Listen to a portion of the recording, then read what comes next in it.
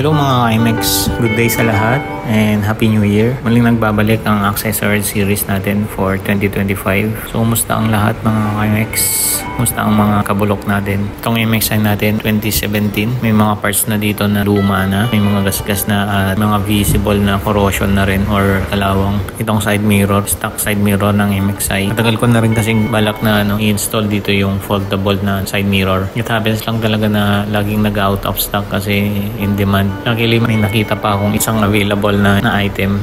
In-add to cart ko agad and then chinek out ko na agad. Check nyo na lang yung link sa description tungkol sa item na ito. So, tara mga MX, unbox natin and install na natin agad dito sa ating MXI. Let's go!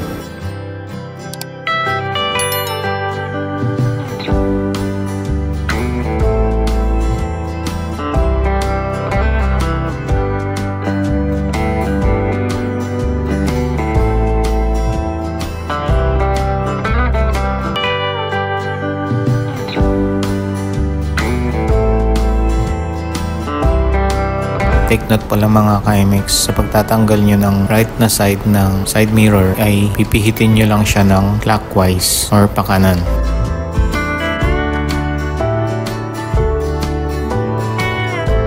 At sa kaliwa naman or sa left side mirror, sa pagtatanggal nito ay yung karaniwan lang na counterclockwise or pipihitin lang siya pakaliwa upang matanggal.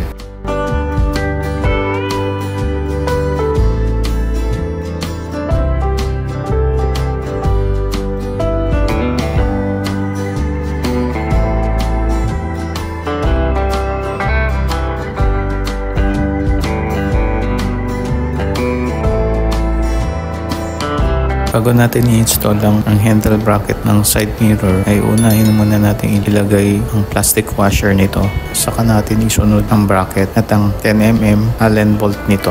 Ang paghihigpit naman ng Allen bolt or tornilyo nitong kanang side mirror ay pipihitin lang natin ng pakaliwa or counterclockwise upang ito ay humigpit.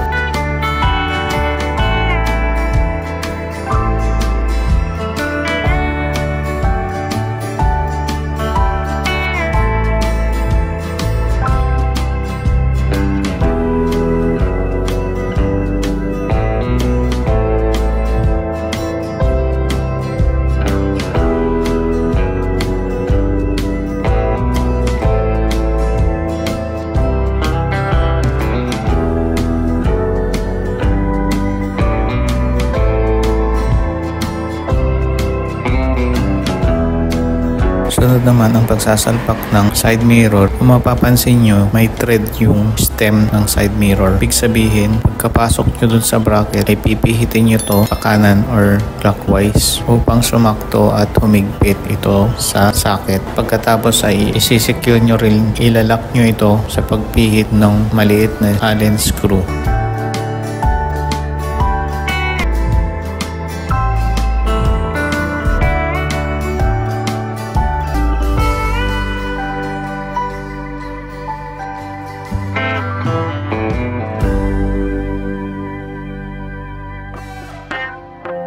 So after natin ma-install itong universal foldable side mirror mga ka-MX, here's my additional reminder. Kasama na rin ang ating review na pros and cons. Take note mga ka-MX, pagka-receive nyo ng item or product na to, check nyo mabuti mga part and accessories na kasama sa product. Aside sa mga bolts kasi at saka washer, ay may plastic cap or cover ito na isasalpak nyo sa may salpakan ng tornilyo para maiwasan na rin kalawangin ang Allen bolts nito.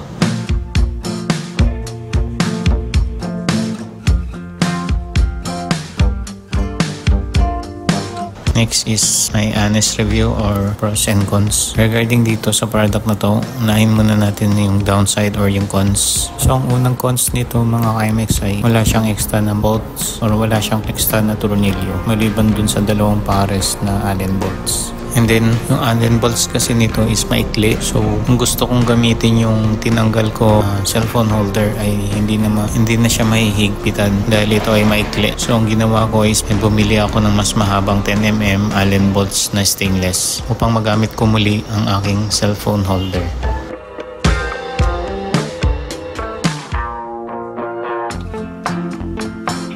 Next na cons nito is madaling matapyas yung paint finish coating nito mga KMX.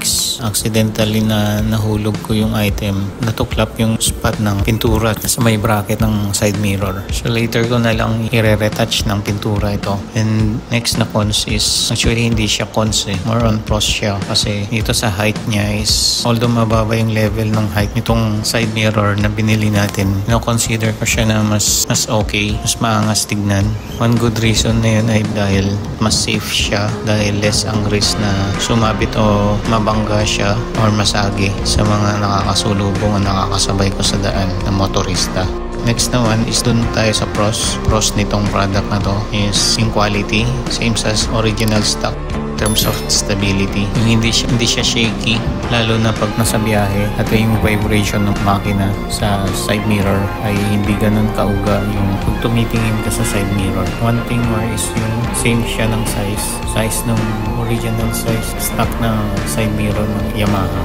So wala siyang difference mula sa stock na side mirror ng Mio na side mirror mga KMX.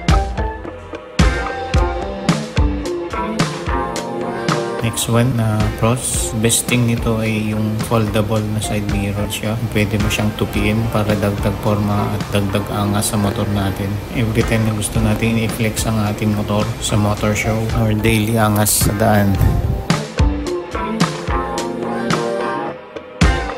Next na pros nito is convertible yung bracket nito na pwede mong gamitin ulit yung luma mong side mirror. Ang gagawin mo lang, puputulin mo or lalagarihin lang yung stem nito.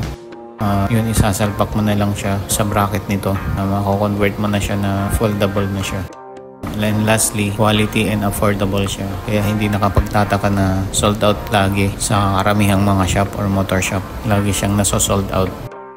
And that's it mga KMX. Hanggang dito na lang our first vlog for Accessoride Series 2025. Salamat muli sa inyong suporta at panonood. Sana nakapag-ambag ito ng bagong idea and keeps you entertained. And if you do, huwag kalimutang i-hit yung like button. If you are new to this channel, you might consider to subscribe. Get updated for my coming motorcycle vlog and adventure. And this is Tapoy saying, ride safe, stay safe. Don't forget, pray before you ride, and God bless mga KMX, and see you on the next vlog. Bye bye, rock on.